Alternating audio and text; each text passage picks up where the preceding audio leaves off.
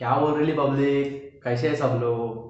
अभी क्या है ना, रिसेंटली अपने घर में 30 घंटा लाइट नहीं थी, तो अपन ने नेट तो चला लिया, लेकिन फिर सोचा ये इंटरनेट चलता कैसे है। तो उसको समझने से पहले, क्या है, इंटरनेट अपनी ज़िंदगी में ऐसे घुल चुका है जैसे कार्बन इन कंपाउंड्स में। अब इंटरनेट चलता कैसे है वो मैं तुम्हारे को बताएगा सबसे पहले, लेकिन उससे पहले क्या है, तुम मेरे चैनल को सब्सक्राइब कर लो ताकि तुम भी ये बंटा फैमिली में शामिल हो जाओ और अच्छे अच्छे चीज़ें सीख सको। इंटरनेट जो है वो अपने मोबाइल में जो होता है, ये निकटतम जो भी है टावर से कनेक्टेड होता है वायरलेस वे से। फिर टावर में से जो है ऑप्टिक फाइबर केबल निकलती है जो इंटरनेट सर्विस प्रोवाइडर तक जाती है। इंटरनेट सर्विस प्रोवाइडर से जो केबल्स निकलती है वो डेटा सेंटर तक जाती है। अब अगर अपना डेटा सेंटर अपने को जहाँ से डेटा चाहिए अपन रिक्वेस्ट करते हैं, तो अगर डेटा सेंटर इंडिया के इंडिया में ही है तो तुरंत राउट होकर डेटा आ जाता है ईजी वे में। लेकिन क्या अगर वो जो डेटा अपने को चाहिए जो अपन ने रिक्वेस्ट किया वो दूर दराज किसी और देश में है, तो ऐसे में कैसे चलेगा। तो क्या होता है, समुद्र के अंदर से फाइबर फाइबर ऑप्टिक केबल बिछाई जाती है, ठीक है, और इससे फिर डेटा लाया जाता है। अब वायरलेस तरीके से तुम्हारा मोबाइल टावर को कनेक्ट करेगा, टावर से आईएसपी में जाएगा, आईएसपी से समुद्र के एंड तक जाएगा, फिर वहाँ से फाइबर ऑप्टिक केबल के थ्रू ही वो समुद्र के अंदर से जाएगी तुम्हारी रिक्वेस्ट उस डेटा सेंटर तक, वहाँ से वापस से डेटा कलेक्ट करके लेके आएगी समुद्र के अंदर से तुम्हारे टावर तक, टावर से वायरलेस तरीके से तुम्हारे मोबाइल में। अब ऐसी पूरी दुनिया में केबल बिछी हुई है समुद्र के अंदर से। अगर तुम्हारे को देखना है कि कैसे और भी कहाँ कहाँ पे केबल है, तो डिस्क्रिप्शन में एक लिंक है, उसके ऊपर क्लिक कर देना, तुम्हारे को पूरा डेटा मिल जाएगा, ठीक है। ये तो क्या इंटरनेट चलता है कैसे। अब क्यों ज़रूरी है इंटरनेट का अल्टरनेटिव ढूंढना। क्या है, मैंने ढूंढा तो मुझे 3 अच्छे रीज़न मिले। पहला, अपन तो बहुत खुश है कि अपन इंडिया में है, नेट वेट बहुत सस्ता है और गवर्नमेंट का ऑलरेडी बहुत सारा स्कीम चल रहा है कि जिस गांव में नेट नहीं है वहाँ पे भी नेट पहुँचाओ, फ्री वाईफाई पहुँचाओ। 2012 से चल रहा है, भारत नेट नाम है उसका। बहुत अच्छी बात है, गवर्नमेंट को धन्यवाद उसके लिए।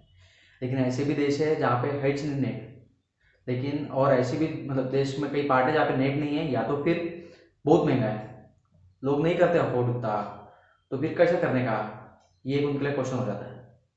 दूसरा रीज़न जो ये है कि इंटरनेट के ऊपर पूरा गवर्नमेंट का ऑथोरिटी होता है। गवर्नमेंट ने बोला तो ये साइट चलेगा, गवर्नमेंट ने बोला तो वो साइट नहीं चलेगा। अब फिर से अपन इंडिया में रहते हैं, बहुत खुशनसीब है कि जहाँ पे सब कुछ एक्सेसिबल है।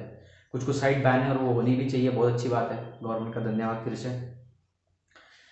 लेकिन बहुत सारे देश है जहाँ पे अच्छी चीज़ें भी बैन है, तो वो लोग चाहते हैं कि उनके गवर्नमेंट का नेट इंटरनेट के ऊपर से हाथ उठ जाए, वो फ्री रहे लोग कुछ भी देखने को। अब तीसरी बात होती है कि कंपनीज की अथॉरिटी भी आ जाती है इसके ऊपर।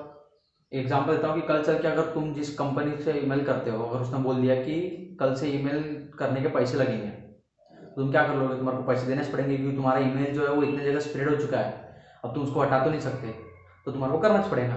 तो ये होता है, एक अथॉरिटी भी आ जाती है कंपनी की। तो ऐसी बहुत सारी चीज़ें थी जिसकी वजह से लोगों ने ऑल्टरनेटिव ढूंढा इंटरनेट का।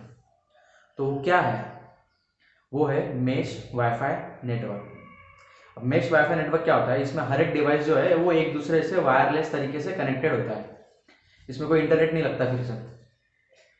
अभी तुम्हारा मोबाइल जो है तुम्हारे घर के बाहर एक एंटीना लगा रहेगा, वो एंटीना और दूसरे के घर के बाहर भी रहेगा और सबके घर के बाहर ऐसे एंटीना रहेंगे, वो एक दूसरे को फेस करते हुए रहेंगे, ठीक है। तो जैसे ही तुम्हारा मोबाइल इससे कनेक्टेड रहेगा, तो बेसिकली एक बहुत बड़ा वाईफाई तैयार हो जाएगा और तुम सब एक दूसरे से रहेंगे कनेक्टेड। और अगर कोई एंटीना अगर डाउन हो गया, तो ये मेश वाईफाई नेटवर्क इतना पावरफुल होता है कि ऑटो कॉन्फ़िगरेबल होता है, कि कोई अगर एंटीना डाउन हो गया तो उसको नेटवर्क से निकाल दे, बाकी पूरा कॉन्फ़िगर रहे। कोई अगर नया एंटीना आ गया तो उसको भी वो ज्वाइन कर ले, ये ऑटो कॉन्फ़िगरेबल होता है, बहुत सही चीज़ है। और अब तो ये भी हो गया है कि मोबाइल के लिए भी सॉफ्टवेयर और हार्डवेयर बन रहे हैं कि एंटीना की भी जरूरत ना पड़े, डायरेक्ट मोबाइल ही एक दूसरे से कनेक्ट कर पाए। तो ये तो है, लेकिन अभी भी ये बहुत जगह इंप्लीमेंट हो चुका है, लेकिन इसमें जो लास्ट नोड होता है वो इंटरनेट से कनेक्टेड होता है ताकि बाहर की दुनिया की इन्फॉर्मेशन आ पाए। लेकिन सोचो अगर पूरी दुनिया में ही ऐसा मेश वाईफाई नेटवर्क फैल गया, सिर्फ मेश वाईफाई नेटवर्क फैला दिया, तो इंटरनेट नहीं बचेगा। तो ये एक ऑल्टरनेटिव है, ये इम्प्लीमेंट भी किया गया है, अमेजोन के जंगलों में किया गया है क्योंकि वहाँ पे नेटवर्क तो था ही नहीं, तो वहाँ पे काम का आ गया। यूनाइटेड स्टेट में डेट्रॉइट में किया गया है क्योंकि वहाँ पे इंटरनेट महंगा था, तो वहाँ पे भी किया गया है। आखिरी जो नोड है वो इंटरनेट से कनेक्टेड था, पर बाकी के अंदर पूरा फ्री कर दिया गया है। तो ऐसा है। इसके साथ साथ स्पेन में भी गीफी नेट करके है, वो उन्होंने खुद का ही एक अलग से पूरा नेटवर्क बना दिया है, और देखा जाए तो उसमें 35,000 से ज़्यादा नोड्स भी कनेक्टेड है। तो भिड़ू दुनिया कहीं और जा रही है देखा जाए तो। लेकिन क्या ये इंटरनेट बदल पाएगा, तो अपन को तो नहीं लगता कि इंटरनेट बदल पाएगा, क्योंकि ये इतना फैल चुका है कि क्या बताया, और हो ही नहीं सकता, इंटरनेट के बिना रह ही नहीं सकते, ऐसा है। लेकिन है 300 करोड़ लोग जिनको अभी भी इंटरनेट मांगता है, तो या तो उनको ऐसे नेट पहुंचा सकते हैं मेश वाईफाई नेटवर्क के थ्रू, ये एक बहुत अच्छा तरीका है।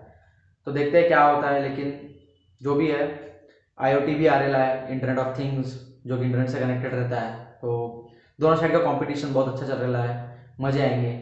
तुम बस ये चैनल देखते रहो, मज़े करो, लाइक करो, सब्सक्राइब करो और इस फैमिली में शामिल हो जाओ। धन्यवाद।